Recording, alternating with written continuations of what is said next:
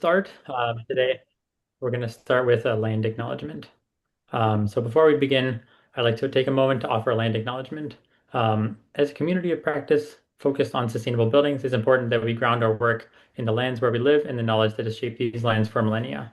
ICLEI Canada's office is located in Toronto, which is the traditional territory of the Mississaugas of the Credit, Anishinaabe, Chippewa, Haudenosaunee, and Wendat peoples. This land continues to be home to many diverse First Nations, Inuit, and Métis people today. In our sector, the concept of sustainable design is often viewed as a modern movement. But when we talk about these concepts, it's good to keep in mind that we're not inventing something new, or are we relearning practices. We are relearning practices that existed here for generations. The principles of designing structures that coexist with the natural world carries its history from Indigenous knowledge. The use of local and renewable materials, designs that respond to the local climate, and construction techniques that minimize energy use are not just com contemporary best practices. They are traditional practices that have sustained communities on this land long before terms like net zero existed. We wanted to start off today's session by inviting you to consider how we can honor this foundation by ensuring that our work contributes to a future that respects Indigenous sovereignty, rights, and the wisdom of original caretakers to the land. And I'll just put a link in the chat here for everyone to take a little bit more look if they want to take a look at that. And I'd like to start us off with some recent events. So everyone's, gone to the pumps or seen the prices recently, and it's out of control. So like without getting a little too political, this I want to touch on the dependency of fossil fuels. So since our last community practice, it was actually a few days after it, we've seen significant increases in price at the pump and on natural gas heating bills in some areas of the country. And this is a big part of that is, the fossil fuels and the volatility of it all. And so, these situations that are in way other parts of the world, it doesn't necessarily have anything to do with, people on this call, affects us quite a bit if you're still on the old fuel of the past, which is fossil fuels. Fossil fuels are incredibly volatile and prices can change quite quickly, like we're seeing in the conflict in Iran right now. That exposes homes and communities to that conflict that has nothing to do with them. Now imagine we just had some better options. But luckily we do. We have heat pumps for HVAC and water heating. And if you pair that with rooftop solar and battery storage, you can increase your resiliency and energy security. And that's something that will, once you put on that rooftop solar and batteries, that'll last for 30 years, having that energy security and not being exposed to the price volatility we see in global markets. So really the high performance building revolution is not about saving the planet or having a home where you must conserve energy and wear a sweater. We want to have more energy from clean power, more options to power your home and make homes more comfortable for families and neighbors. So this is really the goal and something when you're talking to a high level decision makers, making sure we kind of start building in the three pillars of modern high performance buildings: security, affordability, and sustainability. Security. So high performance buildings, like I just said, they lock in that security of the protection against volatility in price shocks and global supply risks. Affordability. High performance buildings reduce future costly retrofits and permanently reduce that energy cost burden for that building from now into the future.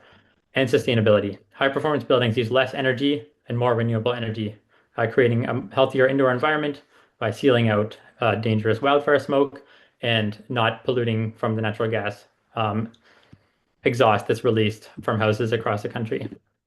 And today, to speak about this and give it a little bit more tangible definition, in Ottawa, we have Dan Dicaire from Ottawa Community Housing. Dan is a professional engineer working in greenhouse gas reduction planning, high performance building development, and sustainability. Over his 15 years at Ottawa Community Housing, he coordinated the installation of over 1 megawatt of solar arrays and managed to manage multi-million-dollar lighting, mechanical, and plumbing retrofits that have saved over $68 million. He's led Canada's first net zero panelized deep energy retrofit at 197 Preston Road in Ottawa, and is currently working to apply the lessons learned to decarbonizing Ottawa Community Housing's 17 million square foot portfolio. He also works with Ottawa Community Housing's development team to structure the business case for hundreds of high-performance, low-carbon units in planning and construction. And Dan, if you want to share your slides, I'll Yeah, get started with the poll we have. perfect. Just launch the poll there. Everyone can see that. Take a Mhm. look. We just have 4 questions for everyone to answer. Um, and we'd Part of love to. I requested that Nathan and Susan like set this up so that I'd have an idea of the wide variety that we might find in the room. So I see there's people from Kingston, from Halifax, all the way from Côte d'Ivoire. I'm absolutely thrilled to see the very wide range of people that we have. And if you can answer the question, it'll just help me understand, hopefully, that I've tailored my presentation to the right audience. So very curious to understand everybody's role in community housing. I mean, that is the topic that we're going to be specifically looking at, but in all honesty, the lessons are applicable across all the construction industry, in my opinion. And I'm also very curious how many of the municipalities that we have represented here would have some kind of a net zero, carbon neutral, or climate crisis declaration that, hey, we've at least voted on something and we're bound by law. And I mean, we're all in Canada, so we are all under the Paris climate targets, but hopefully there's something more local. Um, and whether, once again, then more specific to the buildings, whether the built environment in your municipality, so question 3, are under any sort of specific green building guidelines. And I know that here in Ontario, even if we have some right now, there is some stress tests being placed on it by the provincial government. But hopefully the answer is that they still exist.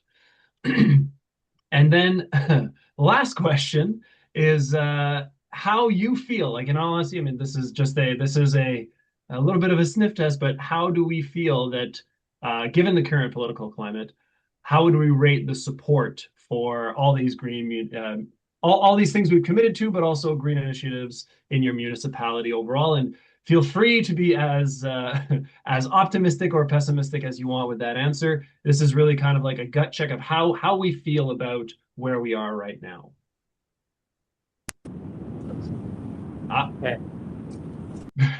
that's awesome. Somebody's driving. Um, do we have Okay. the results of the poll while Yeah. we? Gonna end it here, There we go. and we'll share the results. Excellent. So, So, all right. So we can definitely see that we have the majority are actually in other. So we don't have that many owner operators, which is fine, which is where OCH would be. Fewer consultants, more that are actually in some kind of I'm going to say like a government position or a municipal jurisdiction where you're actually getting to foster or work with community housing. So that's fantastic. The vast majority, I'm going to say, yeah, 60%, 59% of communities do have some kind of a declaration. And then it's kind of a mix when we actually apply it specifically to, hey, have we applied it as a green standard within our built environment? Which is kind of expected. At least we've done the 2/3 of people have committed to something, but how has it actually shaped out in terms of a direct application to the buildings? Maybe not so sure. Um, and then I'm seeing in terms of on a scale of 1 to 5, everybody's about mid. Yeah, we're kind of in that mid range. We do have some fantastic optimists. We're actually, but we're in the like we've got a very normal distribution, which is kind of putting us in the middle of like, yeah, we're not quite sure where this is landing. And in all honesty, that is how I have the past 5 years have been very interesting. And there has been a lot of push one way, and now it feels like there's a little bit of a push in a different direction. So what I'm hoping to do today with the presentation is I'm going to try something a little bit new. I've no doubt that with the room that we've assembled here and the community of practice that ICLI has been building, that everybody is very aware of the IPCC and the urgency of the climate emergency that we are in. What I'm going to try to do today is not mention greenhouse gas emissions. As strange as that might be, I'm going to endeavor today to tackle it from a different perspective, not because it is not important. We know that this is the actual problem, but in order to maybe make more headway or at least take a different perspective, today we're going to be trying to talk about money, which unfortunately tends to be the way that we get attention to problems. So we've been doing a lot of, and part of my work, in all honesty, as the I will almost say the rug has been pulled out from the climate change argument in a lot of cases. Um, I've been asked to focus on the business case for green buildings for high performance development. And the good news is it is there. It's just maybe not the language that we're used to talking. So that's what hopefully we're going to be doing today. And we are not going to be mentioning greenhouse gases. Well, not that much, anyways, or as much as we might typically do. So, hi, everybody. My name is Dan Dicaire. I'm the Senior Manager for Conservation and Sustainability at Ottawa Community Housing. A little bit of background for me. I'm from Ottawa originally. I went to university there, and I've basically been in the energy space in some way, shape, or form for the past 20 years. But the vast majority, like pretty much all of my professional career, has been at OCH, which has given me a beautiful lens on the mix of both the energy efficiency space, but also the affordable housing space. A little bit about Ottawa Community Housing. So we've got about 15,000 units. Those are spread in 160 communities. I've got a picture of them kind of marked up on the map there. Over 2/3 of our buildings are 60 years old. This is an older portfolio that we built in the 1960s and 70s that we are trying to keep going. And in all honesty, we haven't added any significant amount of units to that 15,000 units in all honesty in the past 20-ish years. Like there's always some development, but it's pretty limited. We've got about $28 million worth of utilities that we spend every single year. And as actually, I need to update this slide because Nathan has the new number. Over $68 million of avoided cost. And that has been through projects like we see, you mentioned the plumbing retrofit. That is about 3,000 toilet seats that our project manager is standing on top of there. There's been lighting retrofits, all this kind of stuff, but that is really the low-hanging fruit. And as OCH was trying to imagine, okay, part of the work that I do is trying to imagine how do we take those low-hanging fruits? Great, we've made these successes. We actually need to roll this out en masse, right? We need to go and we need to decarbonize at a very rapid state. We briefly mentioned the deep energy retrofit approach. So that is how we might be retrofitting our existing portfolio, those 15,000 units that already exist. And I'd be thrilled to talk at length about how we're trying to incorporate decarbonization into our existing capital plan, using the lesson learned from Canada's first panelized net zero deep energy retrofit, which was OCH's Presslin project, where we effectively converted a 1960s building to net zero using a prefabricated exterior energy retrofit. And if you're ever in Ottawa, feel free to drive by 197 to 203 Presslin. It sticks out. You can definitely find it. What we're going to be talking about today is new construction. And obviously, because of the housing crisis that we find ourselves in, everybody is very much focused on that housing. And unfortunately, the knee-jerk reaction in these situations is eliminate all kinds of regulation. No, we can't possibly be focusing on green or on anything else. We just need the housing right away. And I can tell you that from Ottawa Community Housing's point of view, that is a mistake. We have inherited the portfolio that resulted from that kind of logic in the 1970s. And what that kind of logic gives you is we have units where somebody might be paying $100 of rent, but their utility bills are $500, $600. We haven't actually, we've tried to address the affordability question, but what we've really done is we've actually pushed the affordability into the energy poverty side of things, because we can all agree if the answer was you couldn't afford more than $100 of rent, you certainly can't afford $500 and $600 utility bills. And what I want other people to realize is that that is part of, it's not just for affordable housing, it's across the board. Whoops, sorry about that. There we go. Yes, this leaks to all other aspects of of the development.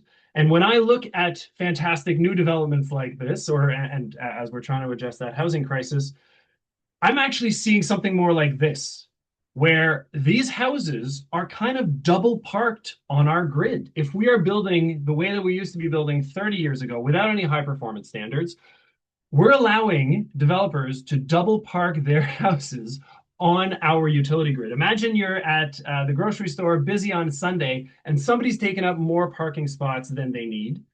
Therefore, what that actually creates energy poverty for everybody else, because that means we're not able to fit as many homes on that grid as we possibly could. That also means that it costs more to operate that utility, and that the few houses on that utility are going to end up spending more. And eventually, you might actually be fixing your housing crisis, but you might generate a infrastructure crisis as a result. So at Ottawa Community Housing, we have literally lived through, we have that portfolio that results from that type of thinking.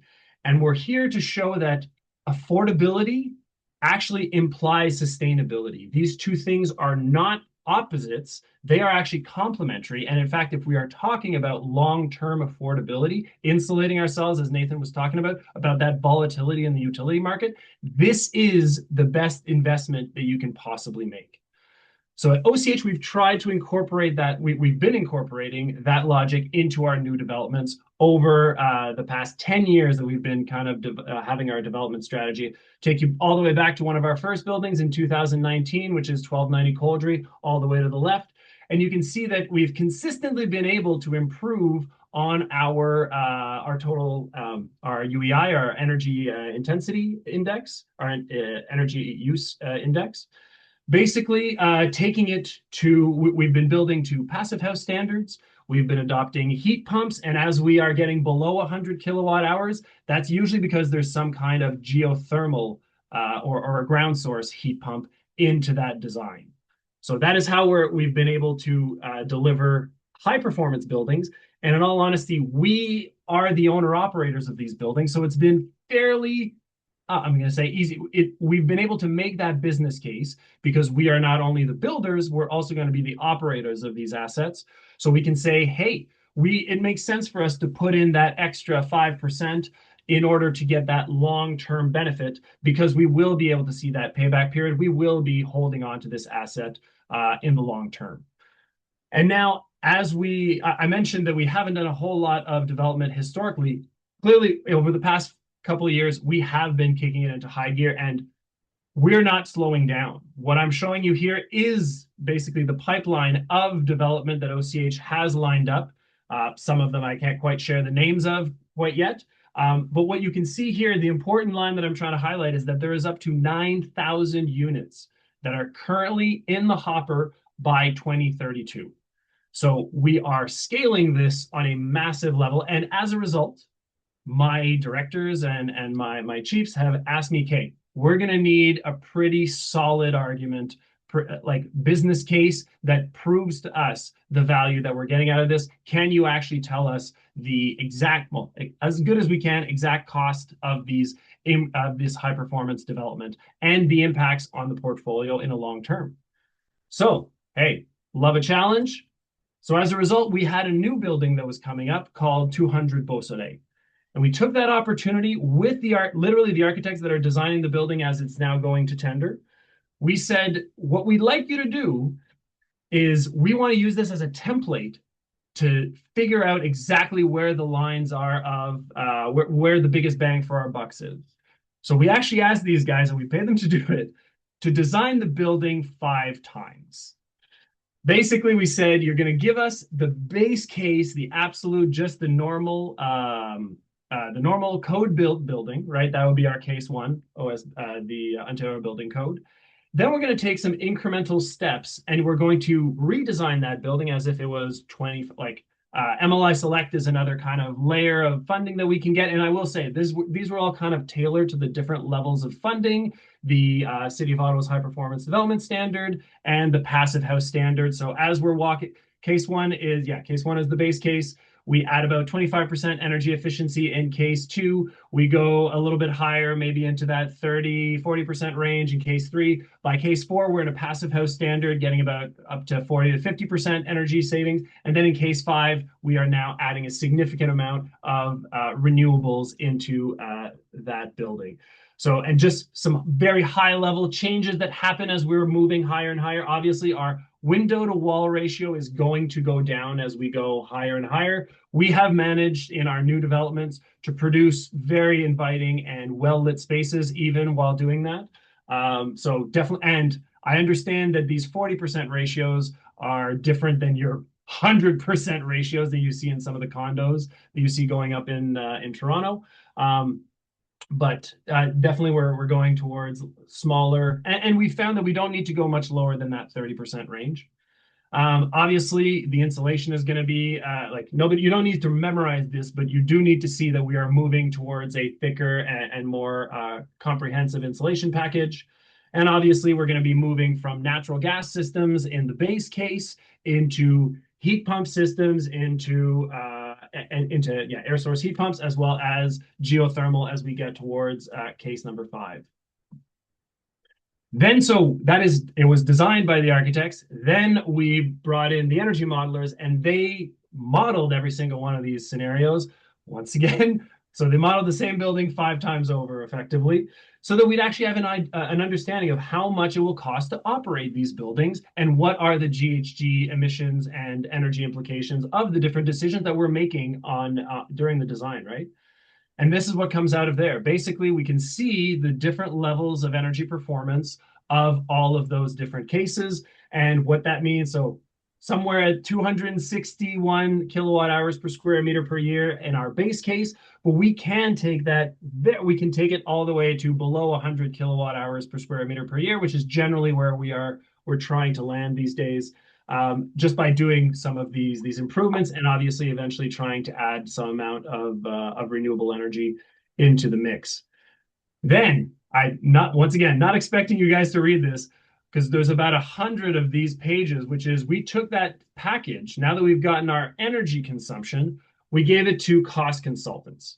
And now their job is to say, okay, what is the actual price of every single one of these different pieces of equipment all the way throughout these 5 different scenarios. So in one case, we've got our this much insulation versus this much insulation versus this much, these windows versus these windows, natural gas mechanical system versus an all electric solution, right? So I'll give you the summary instead of all of those multiple pages. And this is basically that summary page that shows us exactly how much we're spending in each one of these cases for each of the divisions, as we say in the construction industry. Some of these things are staying the same, right? The structure isn't going to actually change that much in terms of it's the same high rise. We're still giving the same square footprint. We're still giving the same amount of units. The site work is not going to change, but the mechanical will. The shell is going to change. Interiors isn't going to change. Things like that. So you understand that we are only targeting in this exercise the things that do change as part of an actual as we are changing the energy efficiency of the different designs. But the good news is that if we look at the bottom of that page, we can see that overall, although we are dealing in all these cases, we're dealing with a project that is about 70 to 80 million dollars, right? We're building a 19-story tower that's going to have about 149 units in it. The incremental cost between these different cases stays extremely low. So we see 3% over the baseline in case 2, 4% for case 3, around 6% for case 4. I do have a caveat for case number 5. So here it's going to show about 12% increase. The reason I'm putting it in red is because this is definitely the area where we had the least amount of confidence in our numbers. And it's also an area I can tell you that as we started the exercise, I'm already seeing cheaper prices. This is mostly related to the geothermal design systems, like of actually boring down 400 feet. We're already seeing the prices that we assumed here. We're getting cheaper prices on actual projects, literally, as we're going out to tender now. So I'm including a case number 5 because it's also, it can vary a great deal. And I wanted to show the upset limit. But what I wanted to also say is that we are seeing very significant downwards pressure on these on this number here. So, like I mentioned, somewhere in that's why I like to say I feel very comfortable saying about a 5% increase in cost to build to these standards. And the reason being, we're landing. I mentioned up front, right, that we were somewhere. Oh God, I went too far. We're somewhere around that hunt, like we're able to find a very comfortable landing place somewhere in the 100 kilowatt hour, just a little bit above, a little bit below 100 kilowatt hours per square meter per year. That's where our design is landing. And That means that we're somewhere in that between the 4 and 6%, somewhere around that 5%, because sometimes we're not making it all the way to the passive house standard, but we're adopting some of the things and bringing some of the cost-effective measures from that and bringing it in. And we're getting some very high performance buildings as a result. And we are and that 5% is exactly where we feel that we are. So now it wouldn't be enough to just say, oh, great, that's the cost up front. You're lining yourselves up for maybe a 5% increase. I feel like that's a really good deal. But a lot of the value of doing this work is actually over the lifetime of the building. So for that, we need to start incorporating the concept of a total cost of building ownership. We're spending this much money on day one, but it's actually going to pay off over, I mean, the next 60 years. This is the length of the analysis we did here, but it's actually going to go much beyond that.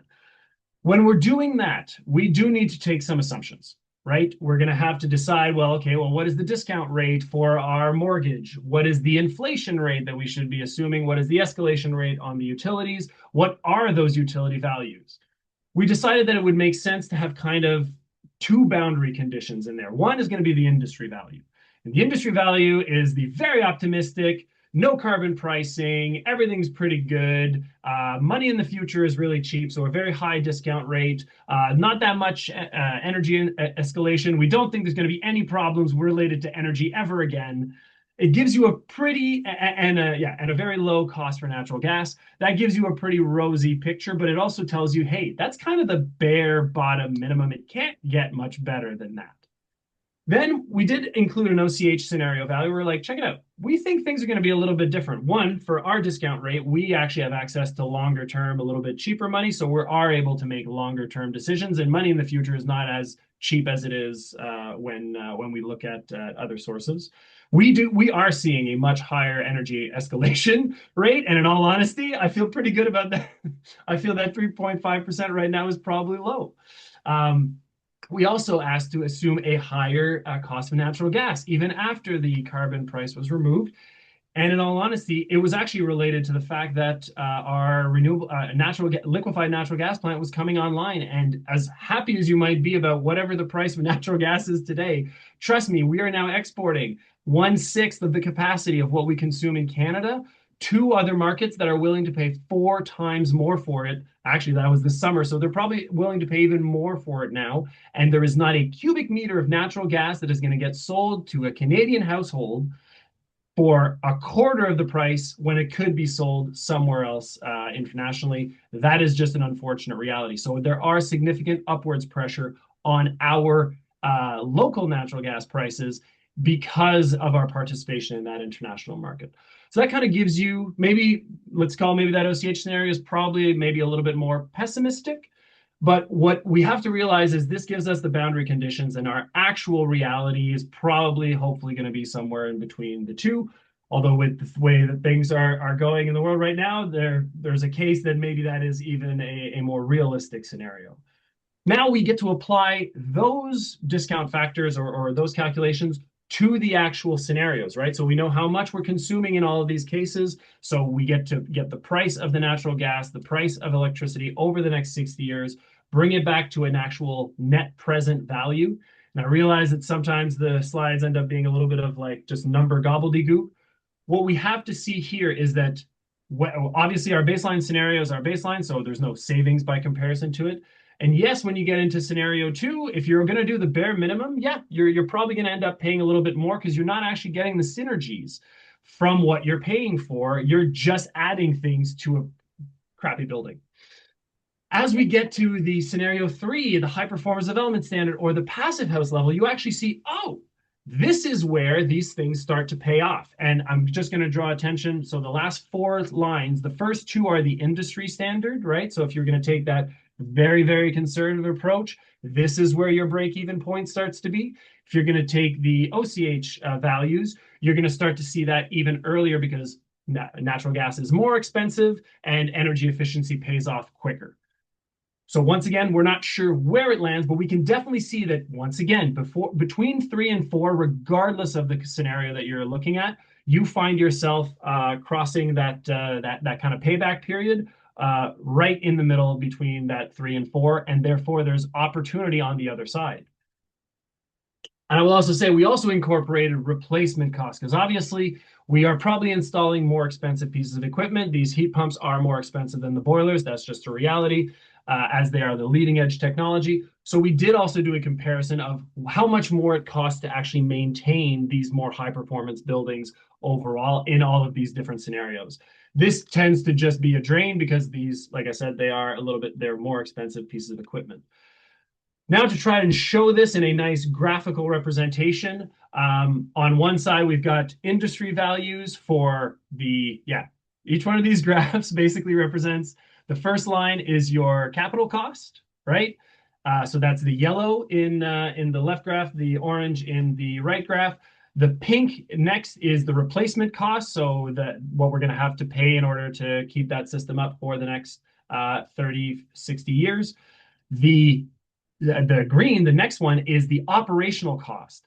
And that's one where, as you move towards the more high performance cases, you start to see, oh, I'm actually saving money over the baseline. All of these graphs are like there's no case zero because all of these are showing the results in as an incremental cost over the baseline. And therefore, we're actually saving money in cases 4 and 5 in both the OCH and the industry values when we are moving when as we're moving towards the more high performance scenarios. In fact, in the OCH values, if we are in that kind of a context or in assumptions, we're actually seeing the benefits start even earlier. And then we have that last column in all the cases that show the total cost of building ownership. So the net present value of the initial capital cost, the replacement cost, as well as the operating cost, all brought into today dollars. What would you pick?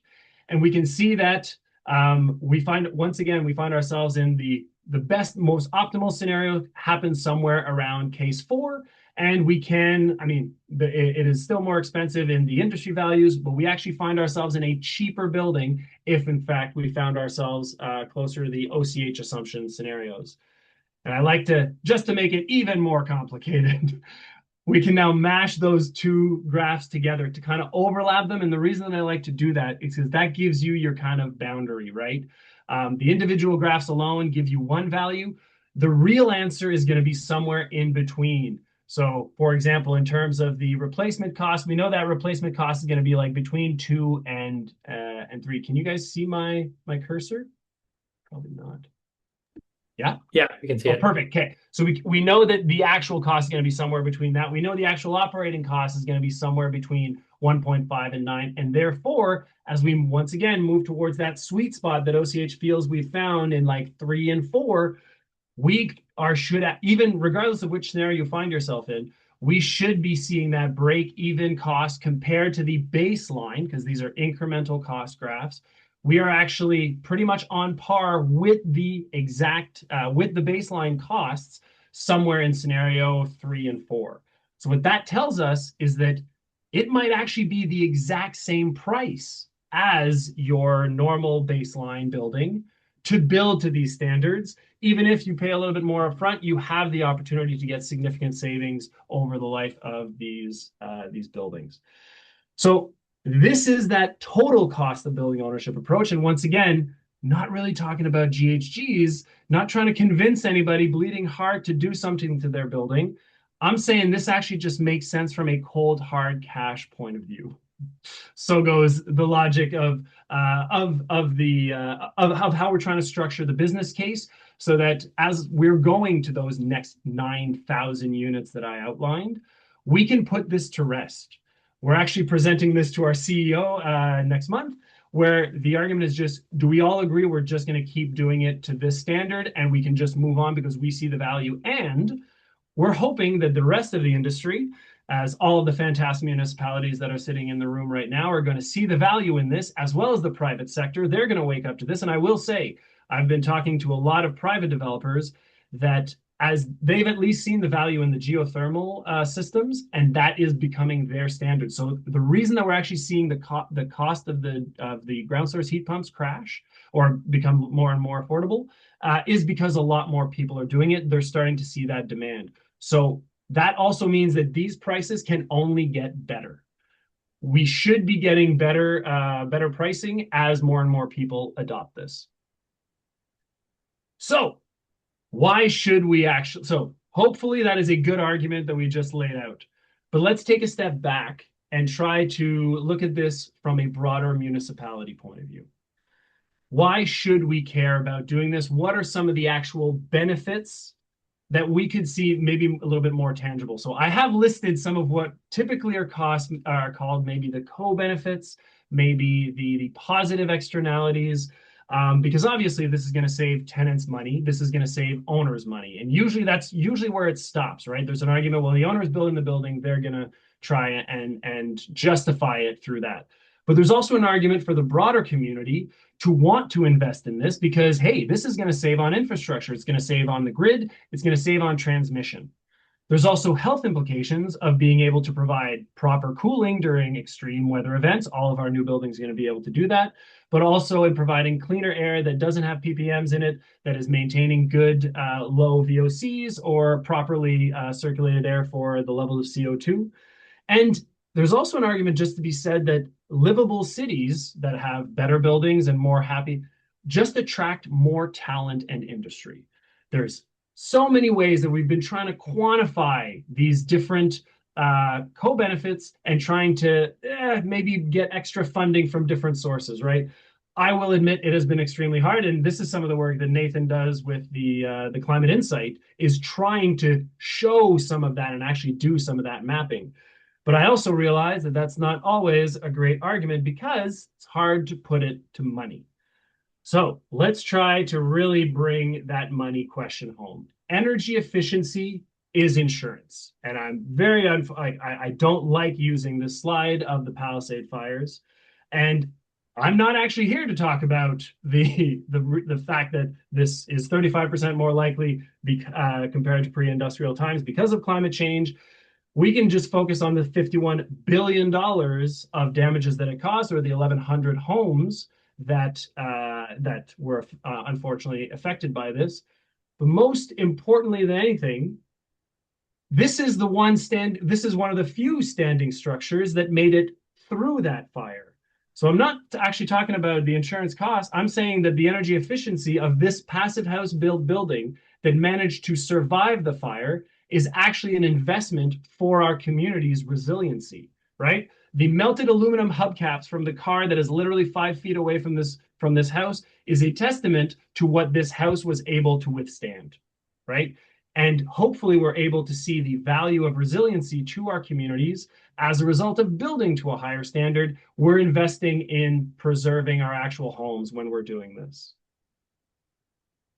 To a more cheery topic, energy efficiency is much, much cheaper. So what I'm showing here is some data from the Ontario Clean Air Alliance research. It is a little bit focused on Ontario, but these realities I would imagine would scale to pretty much anywhere in the world. Right now, we're really focused on a nuclear solution to add so much capacity to the grid, right? That we know is going to be a fairly expensive exercise, likely bringing us above 10 to 20 cents per kilowatt hour that those solutions are going to generate. Solar with storage is already a cheaper solution than exactly that. So it kind of begs to differ. Why are we focused so much on this when we already have a solution? And then even better than that, the energy efficiency. There are terawatt hours sitting on our grid, in all honesty, mostly in underprivileged communities like the ones that OCH serves, where energy efficiency measures could free up kilowatt hours at 1 to 2 cents per kilowatt hour.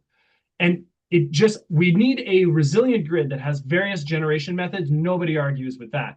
But it makes sense to go after the 1 and 2 cent kilowatt hours before building the 10 and 20 cent kilowatt hour solutions. And that is a decision that goes beyond the actual municipality and impacts the province, in our case, as a whole. But in any sort of context, the jurisdiction definitely gets a little bit bigger when we're trying to make these arguments and trying to get investments locally for something that's going to have an impact maybe provincially or nationally, right? So some dollars and cents, but maybe a little bit harder. So let's take it all the way to an actual city, the impact that this can have in an actual city. So I thank my colleagues at the city of Ottawa who helped me generate these graphs, because this is basically based off of our climate change master plan. We looked at the total amount of energy that comes into Ottawa in every single shape and form. And we determined that in 2020, for example, we spent about $2.8 billion on bringing energy into Ottawa. About half of that, more than half of that, was spent on powering our buildings. The other half was spent on powering our vehicles, right? And then we can see kind of a breakdown of what, like a lot of it was gasoline, a lot of it was electricity, and a lot of it was natural gas. The projects that I'm describing, both in a new development context as well as in a high performance retrofit context, would literally be tapping into this $2.8 billion. Because right now, I can assure you, the $2.8 billion that Ottawa spends does not, very little of it stays local. The vast majority of it leaves the city. In fact, it leaves the province, it even leaves the country and goes to multinationals, right? This is when we're talking about energy efficiency and renewable energy, it's actually an opportunity for us to invest in ourselves and keep our investments local, because inherently energy efficiency and renewable energy are local solutions that employ local people and keep that money invested locally. So imagine even getting a 10% capture of this market, a 10% piece of this pie would already be $250 million for Ottawa. And whether that is through electrification of transportation or of our buildings, there is huge opportunity right here. And we've got over 150 cities in Canada that would look something like this, that are either the size of or bigger than Ottawa. And then 1,700 other cities throughout, that all of the math is going to look something, I mean, the numbers are going to be different, but it's going to look something like this. And there's an opportunity for you to invest locally, which is actually brings us to my next point, which is that energy efficiency is nation building. There is this big push right now for these major projects. We've got the Major Project Office website up right now, and they're showing us, hey, here are some of the potential projects that we'd like to highlight as our nation building projects, right? But there's limited places that you can go and put a pipeline or put a port or put a mine or a power plant, right? So I've taken the liberty of adding the potential locations of energy efficiency projects, and let's see if we can find it. It looks something like this.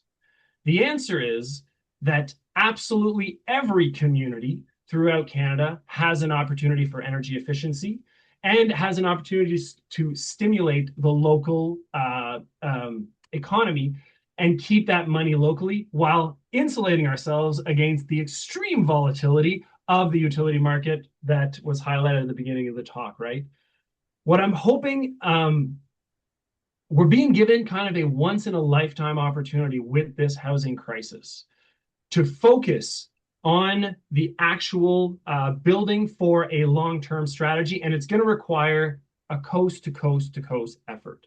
And what I'm hoping people can realize is that with energy efficiency, this window is a power plant, because it can go and get those terawatt hours of kilowatts that are just sitting on our grid and reattribute it.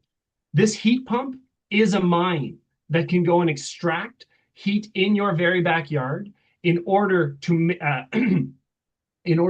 keep that, as opposed to importing your fuel, you are actually getting it locally and keeping that money local. Energy efficiency is the major project that is for all Canadians across the country.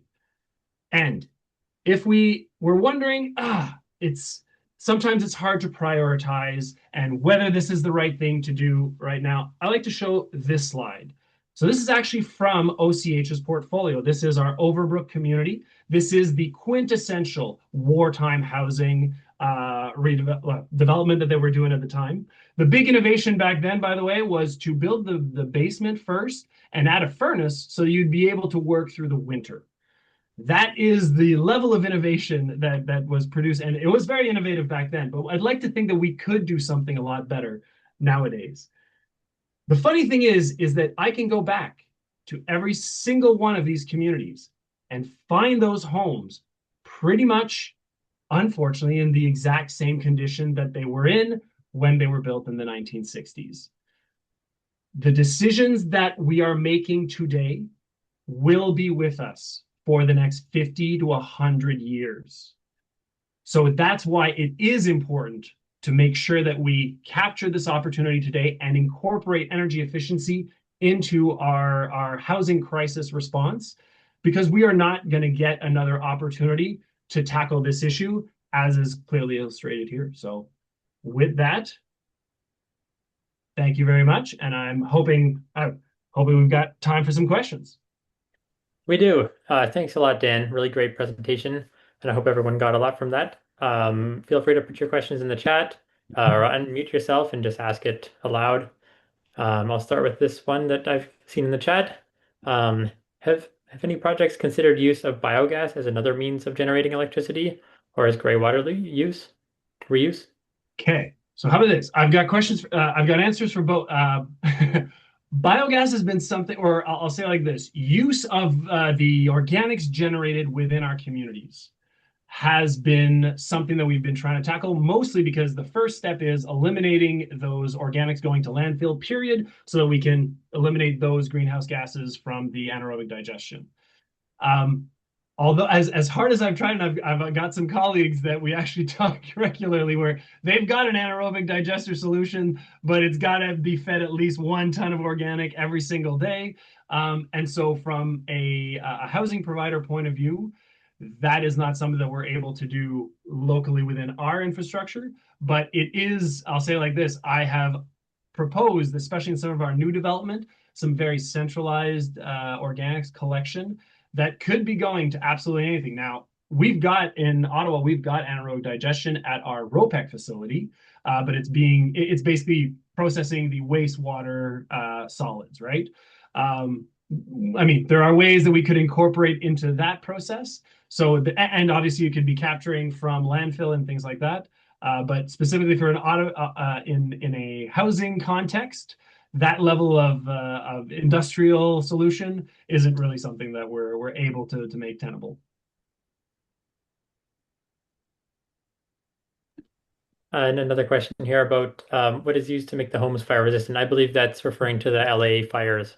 And um, Beautiful. yeah, do you know that? Yes. So here is the answer. This home is not inherently fire resistant in that you can still put a blowtorch and you are able to set this siding on fire if you really wanted to. The reason it survived is a couple things. So one, it didn't have a vented attic, which allows for flow into a confined space where the fire could spread. It is also the biggest thing is its air tightness. And we all know that there's three components to be able to make a fire. You need combustion, you need heat, and you need oxygen. And basically, building to the passive house standard eliminates one of those three pillars, which means that this particular building was able to not catch fire. 100%. I mean, if one of those windows breaks, if the fire gets hot enough or concentrated enough that it's going to make a hole through that envelope, it will eventually burn. But the answer is that its airtight nature means that fire was missing one of its three major components to even be able to spread, and therefore it goes somewhere else.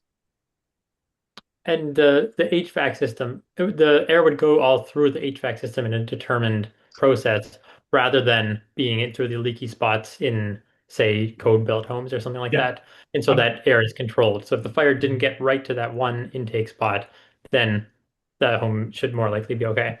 Yeah. my house is naturally ventilated. Basically, every window, every every corner is a place for it to enter. Whereas, exactly, Nathan, you need a very specific mechanical entrance. Um, and feel free to keep the questions coming. Feel free to unmute if you have one or put it in the chat. For now, can you go back to the slide with the all those charts showing the four different scenarios and their costs? So I feel like that was a really important slide and is difficult to Hard to understand digest. for anyone. And so what I got from this was that looking at the fourth column, so that pink and light pink and sort of, yeah, darker blue. Yep, We're looking at case four, since that one is positive on the pink column. So for your analysis, the OCH analysis, that one is for the long-term cost benefit analysis, that one's actually cheaper to build than a code built home. So that that's one looks like the best case from this scenario. That's That's right kind from of, that point of view. yeah. And the way that I'd frame it is so if we also include the case three, so somewhere between the what we've outlined for case four, for case three and case four, you can draw a line from that 4.1 to the 1.4, right? And like as long as you're pushing past level three or yeah, the case three scenario, and you're heading towards four, at some point you are going to cross the point where it is actually cheaper to build to this high performance standard than it was to just build your normal code built home.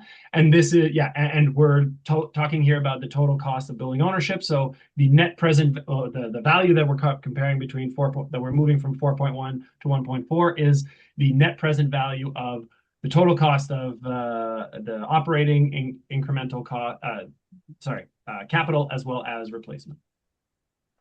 Great. Yeah, that's really cool to see. And actually, as part of this project, we're releasing a business case that will show some of these effects as well. So case four, does it align with a certain tier of the building energy code? Can you So just it would be on that again? passive house standard. So we weren't using Yeah. NECB because I won't say NECB changed a lot.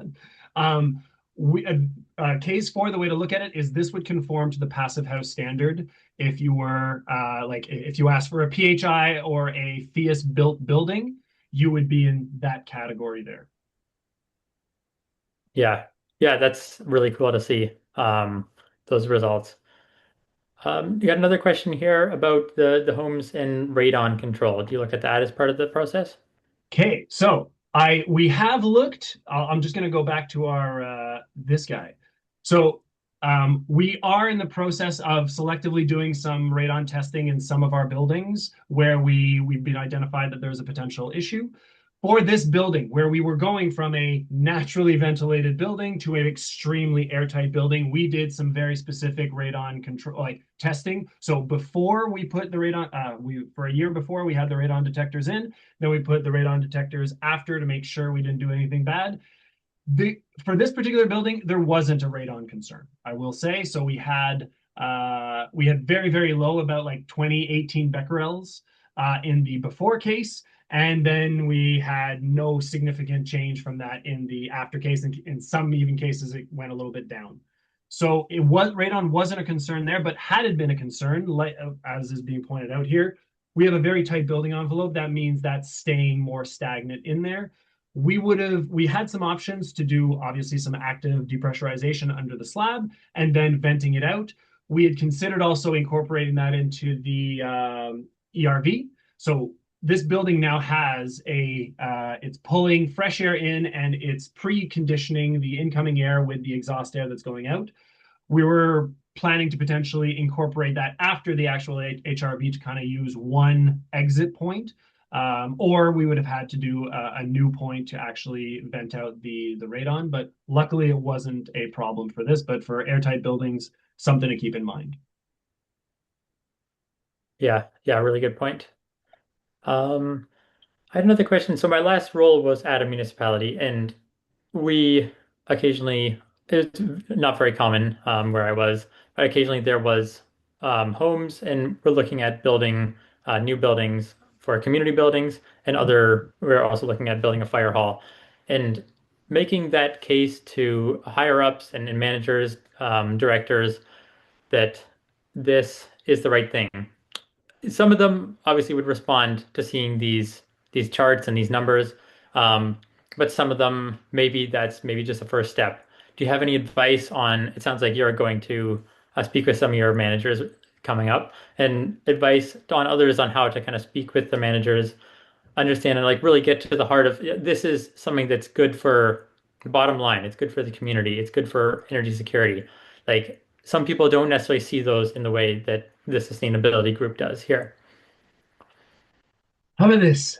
I'm like I'm conflicted in this answer because in my mind this is clearly the most important issue ever, and I don't understand how we have managed to not make more progress over the past 30 years. I mean, I can remember Carl Sagan going like I watched the lecture from Carl Sagan to Congress often of like we knew about this a long time ago, right? Um, so, but contrary to that, and what I'm trying out today is this answer here, which is hey, we're not we might not be making the progress that we need to by going with the greenhouse gas argument. We have to tie it to money, and that is why the study that I'm talking about here, we are 100% focused on a cost. We're not really incorporating anything that we couldn't put a dollar value on. And the good news is that there is a business case right there. And when we think about 5%, which on these projects is something like 3, 4, $5 million, right? And by the way, we're pretty sure that we're going to get it back in several different co-benefits. Like that is a small investment upfront in order to justify all of these potential benefits. So my advice is to arm yourself with an extremely good economic argument that is in the current climate that we find ourselves in. Let's focus on economic development. Let's focus on long-term affordability and insulating ourselves against these ridiculously volatile energy prices. And by the way, by doing that, we are going to be stimulating our local economy and making our buildings healthier and all of these fantastic things. So in fact, like I don't have it here, but there is a study from the mayor at Bridgeport I've seen speak, who talked about like every dollar we invest in energy efficiency, we get $3 of benefit back in all of these different economic developments, right? So right now we're just talking about that one first dollar of investment, and it's already just only a three to 5% premium. I think it just, yeah, it makes perfect sense, but we have to be talking in dollars. And unfortunately, yeah, we're not making as much headway with the GHG argument, which is very sad to me. Yeah. Yeah, and I see those costs like you were saying at the beginning, that geothermal is becoming more and more common across Canada. So Mhm. those costs are going down. Heat pumps are already pretty common across most of the country. So those costs are going down. As we see contractors and builders understanding how to do these things and how to build, which is pretty much the same, but might amount to a small tweak or two to the building, can bring these costs down. And over time, that is going to be only better and better. Yeah. So, yeah, thanks a lot, everyone. Thanks a lot, Dan. Hope you liked the community practice today, Yeah, and we'll see you all again next month in April. there we go. Well, thank you very much, everyone. Cheers. Goodbye. All right.